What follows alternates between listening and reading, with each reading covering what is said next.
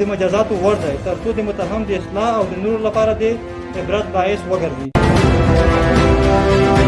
هیڅ نوع د دولت ضد فعالیت نه دی ترسره کړی. د استاد د پورته ذکر شوي دلیل په ځواب کې لیکم چې دا به له وخت مخکې ناسم اتهام وي چې عرفات د دولت ضد یا د غړیتوب لري.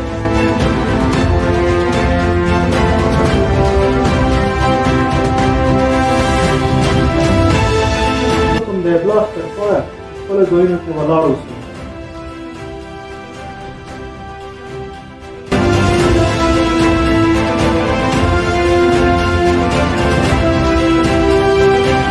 د خوست ولایت د ښاري ابتدایي محکمې د اداري فساد او عامه امنیت پر ضد دیوان قضایي هیئت په 1999 کال د 12 نیټه قضایي ناسته کې د رایو په اتفاق او د قضیې د طرفینو په حضور کې عرفات د امام الدین زوی د دولت د مخالفې ډلې یعنې تور پلان د قماندان سمندر خان د ګروپ د غړیتوب په اساس د جزا کود 278 مادې د 2 فقرې د حکم مطابق په 6 کاله تنفیذي بند پر جزا محکوم کړي ترڅو تا فند او د نورو د عبرت باعث شي او ورسره 2 پایې موبایلونه د جزا کود 182 مادې د حکم مطابق پر مصادره حکم وکړل شو.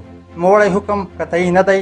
د دعوې طرفین کولی شي چې پر ترسره شوي حکم د عدم قناعت په صورت کې د 20 ورځو په موده کې محکمې ته خپل اعتراض وړاندې کړي.